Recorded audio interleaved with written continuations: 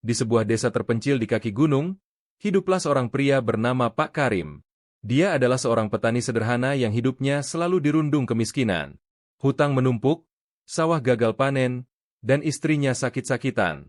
Dalam keputusasaan, Pak Karim mendengar bisik-bisik tentang seorang dukun di hutan larangan yang dikenal bisa membantu siapa saja mendapatkan kekayaan instan, asal berani membayar dengan tumbal. Dengan hati yang gelisah, Pak Karim menemui dukun tersebut. Dukun itu, seorang lelaki tua dengan mata kosong seperti arang, memberikan syarat yang berat. Kamu akan memelihara tuyul, tapi setiap tahunnya, kamu harus memberikan tumbal berupa nyawa manusia. Jika tidak, keluargamu yang akan menjadi gantinya. Pak Karim yang sudah putus asa setuju tanpa pikir panjang. Malam itu, ia diberi sebuah kendi kecil berisi air hitam pekat dan diperintahkan untuk menuangkannya di bawah pohon beringin di tengah malam buta. Saat ritual selesai, muncullah sosok tuyul. Makhluk kecil berkepala botak dengan mata merah menyala dan senyuman menyeramkan. Tuyul itu menunduk pada Pak Karim, memanggilnya majikan. Awalnya, kehidupan Pak Karim berubah drastis. Kekayaan datang tanpa henti. Sawahnya kembali subur, perhiasan menumpuk, dan hutangnya terlunasi. Namun, harga yang harus dibayar mulai menghantuinya. Setiap tahun, ia harus mengorbankan seseorang. Awalnya, Pak Karim memilih orang asing yang tidak dikenalnya. Namun, semakin lama, desa itu mulai curiga.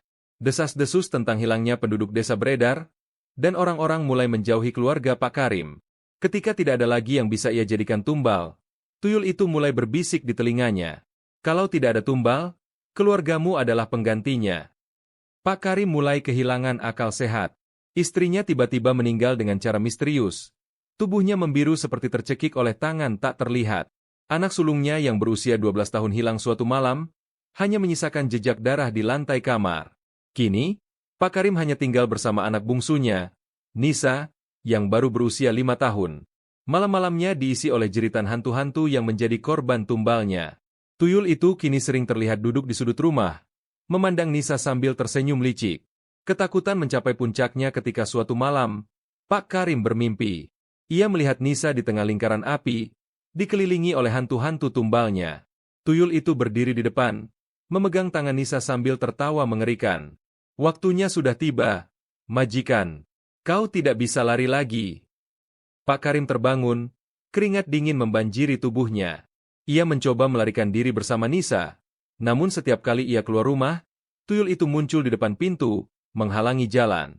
Desa yang dulu ramai kini seakan meninggalkannya. Tak ada yang mau menolong. Akhirnya, Pak Karim hanya bisa menyerah pada nasib. Malam itu, Nisa menghilang, seperti anak sulungnya. Tuyul itu lenyap, meninggalkan rumah kosong yang penuh kesunyian dan tangisan tak kasat mata.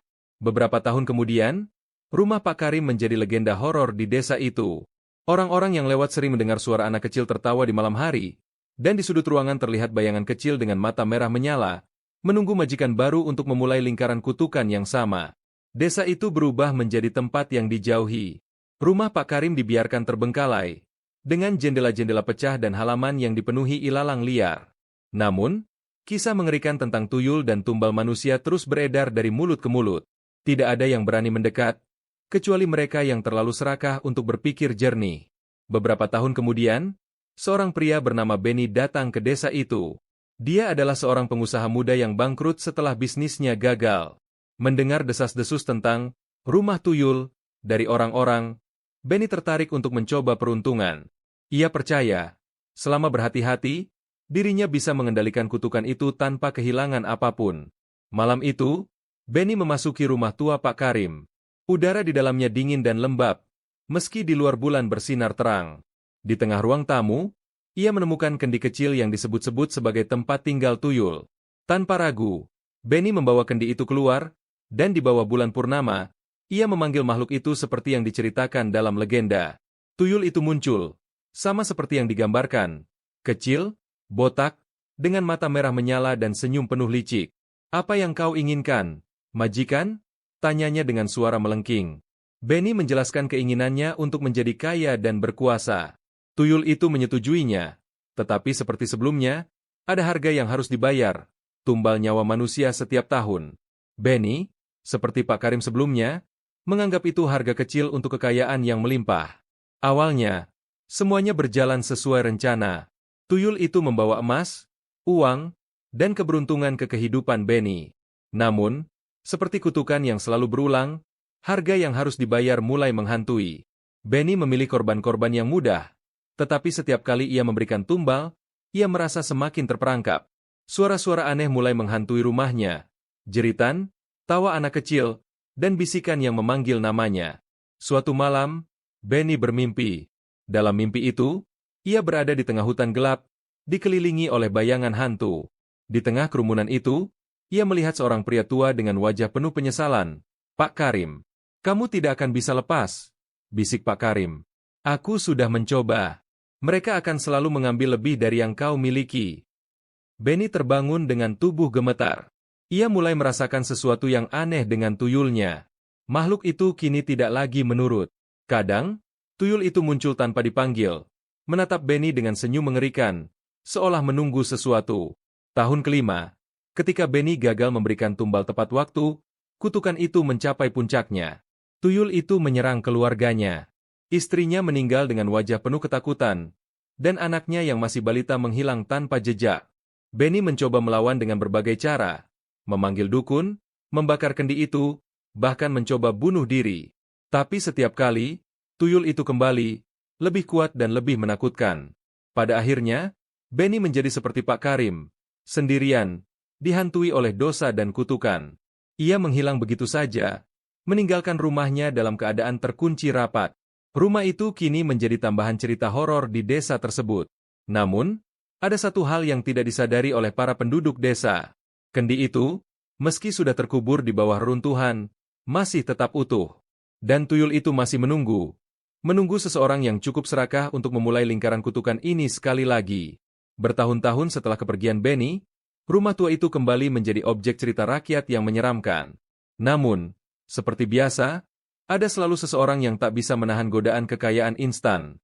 Kali ini, seorang pemuda bernama Arman, yang sedang mengalami krisis ekonomi berat, mendengar kisah kendi di rumah itu dari teman-temannya. Arman adalah pria ambisius, tapi kesulitan hidup membuatnya putus asa. Hutangnya menumpuk, dan ia hampir kehilangan rumah dan keluarganya. Malam-malam penuh tangisan anaknya yang kelaparan mendorong Arman untuk nekat mencoba apapun. Dalam keputusasaan, ia memutuskan untuk mencari kendi itu di rumah tua. Malam Jumat Kliwon, Arman memasuki rumah tersebut. Dengan membawa senter dan hati berdebar, ia menyusuri lorong-lorong gelap rumah yang telah hancur dimakan usia. Tiba di sebuah ruangan besar, ia menemukan kendi itu terkubur sebagian di bawah pecahan kayu dan debu. Kendi itu masih utuh, menghitam, dan memancarkan hawa dingin yang menembus tulangnya.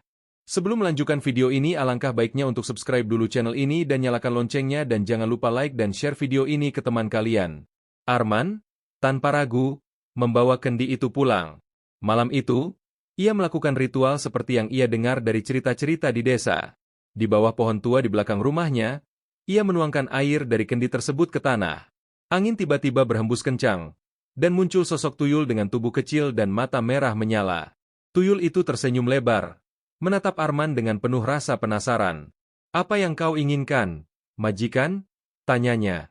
Arman, dengan suara gemetar, mengutarakan keinginannya, kekayaan untuk menyelamatkan keluarganya. Tuyul itu menyanggupi, tetapi seperti biasa, syaratnya adalah tumbal nyawa manusia setiap tahunnya. Kehidupan Arman berubah drastis. Utang-utang terlunasi, perhiasan memenuhi rumahnya, dan keluarganya hidup dalam kemewahan. Namun, bayangan tumbal mulai menghantui pikirannya. Pada tahun pertama, ia mengorbankan seorang gelandangan yang tidak dikenal. Ia merasa lega, mengira kutukan itu tidak akan menyentuh keluarganya. Namun, seperti yang terjadi pada Pak Karim dan Benny, kutukan itu semakin menguasainya. Tahun kedua, suara-suara aneh mulai terdengar di rumahnya. Suara tangisan anak kecil, tawa menyeramkan, dan bisikan di tengah malam membuatnya sulit tidur. Tuyul itu mulai menampakkan diri di sudut-sudut rumah, terkadang menatap anak-anaknya sambil tersenyum dingin. Ketika tahun ketiga tiba, Arman mulai kehilangan kendali. Tidak ada lagi orang asing yang bisa ia jadikan tumbal. Desanya terlalu kecil, dan setiap hilangnya seseorang memancing kecurigaan. Tuyul itu mulai mendesak, mengingatkannya bahwa jika tidak ada tumbal, keluarganya akan menjadi gantinya. Pada akhirnya, ia mengorbankan adik iparnya. Namun, setelah itu, semuanya menjadi lebih buruk. Tuyul itu tidak puas. Ia mulai menuntut lebih banyak. Dalam mimpinya, Arman melihat hantu-hantu korban tumbalnya, termasuk adik iparnya, menatapnya dengan wajah penuh dendam. Tahun kelima, Arman kehilangan segalanya. Istrinya meninggal mendadak dalam kecelakaan aneh, dan anak-anaknya satu persatu menghilang. Tuyul itu terus tersenyum puas, seolah menikmati penderitaan Arman. Dalam keputusasaan, Arman mencoba membakar kendi itu, berharap kutukan berakhir. Namun, kendi itu tidak bisa dihancurkan. Setiap kali ia membuangnya, kendi itu kembali muncul di kamarnya. Akhirnya, Arman menghilang seperti yang lainnya. Rumahnya menjadi kosong, hanya menyisakan kendi yang tetap utuh, menunggu majikan baru yang cukup serakah untuk melanjutkan kutukan. Kini, rumah tua itu kembali menjadi legenda menyeramkan di desa. Namun, ada satu perbedaan. Orang-orang yang lewat sering mendengar dua suara anak kecil tertawa di dalam rumah, dan bayangan tuyul tidak lagi sendiri. Kini, ia ditemani oleh makhluk kecil lain, hantu-hantu anak-anak dari keluarga majikannya yang tak mampu melarikan diri dari kutukan abadi. Rumah tua itu semakin ditakuti. Bahkan, tak ada lagi yang berani mendekat saat malam tiba. Namun, seorang wanita bernama Sari, seorang paranormal muda yang tinggal di kota sebelah, mendengar cerita tentang rumah tersebut. Tidak seperti orang lain, Sari merasa ada sesuatu yang lebih dari sekadar cerita horor. Sari memiliki kemampuan khusus. Ia dapat merasakan dan berkomunikasi dengan entitas gaib. Sejak kecil, ia sering dibimbing oleh almarhum kakeknya, seorang dukun sakti, untuk memahami dunia tak kasat mata. Mendengar cerita tentang kutukan tuyul yang terus berulang, Sari merasa terpanggil untuk menghentikan siklus mengerikan itu. Bermodalkan keberanian dan doa, Sari pergi ke rumah tersebut pada malam purnama. Saat ia melangkah masuk, hawa dingin menyergapnya. Di dalam rumah itu, ia segera mendengar suara tawa kecil yang menyeramkan. Matanya menatap kendi di sudut ruangan, yang tampak mengeluarkan cahaya hitam samar. "Siapa kau yang berani datang ke sini?" Suara melengking tuyul bergema di ruangan. Sari tetap tenang. Ia tahu bahwa tuyul itu sudah lama merasa berkuasa karena tak ada yang berani melawannya. Dengan tenang, Sari menyalakan dupa dan mengucapkan doa. Tuyul itu muncul di hadapannya. Matanya menyala merah, dengan senyum licik yang menunjukkan gigi-gigi kecilnya. "Majikan baru? Atau kau ingin mati di sini?" Tuyul itu menyindir. "Aku bukan majikanmu," jawab Sari tegas. "Aku datang untuk mengakhiri penderitaan yang kau sebabkan." Tuyul itu tertawa. Suaranya menggelegar. "Kau tidak tahu apa yang kau hadapi. Aku adalah penjaga kutukan ini. Tidak ada yang bisa menghentikanku." Namun, Sari sudah mempersiapkan diri. Ia mengambil sebuah cermin yang telah diberi mantra oleh gurunya. Cermin itu dapat memantulkan kebenaran, mengungkap siapa tuyul itu sebenarnya. Saat ia mengarahkan cermin ke tuyul, makhluk itu tiba-tiba berteriak. Tubuhnya yang kecil berubah menjadi sosok hitam besar, dengan wajah mengerikan dan tubuh dipenuhi luka. "Kau bukan tuyul," ujar Sari. "Kau adalah iblis yang menggunakan kedok ini untuk menjebak manusia dalam lingkaran dosa." Makhluk itu mengamuk, mencoba menyerang Sari. Namun, doa-doa dan mantra yang ia ucapkan membentuk perisai pelindung. Sari kemudian menyadari bahwa kendi itu adalah kunci utama kutukan.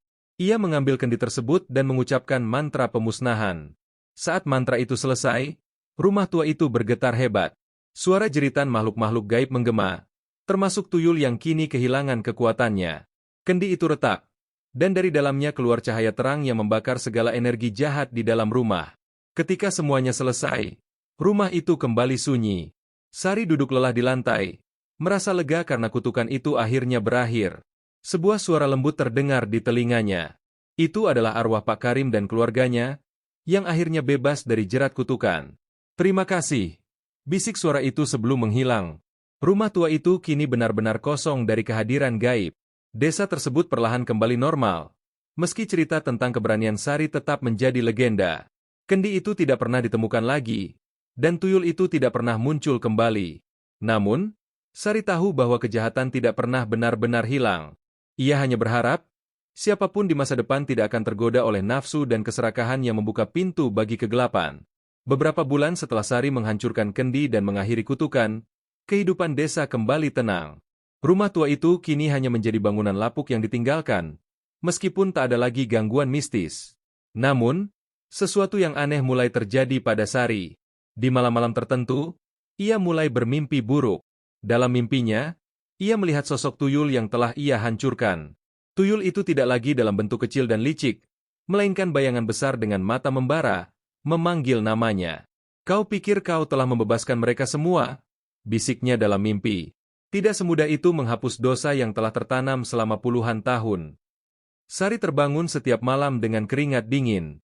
Ia mencoba mengabaikan mimpi itu, menganggapnya hanya trauma dari pengalaman mengerikan yang baru saja ia hadapi. Namun, tanda-tanda semakin nyata.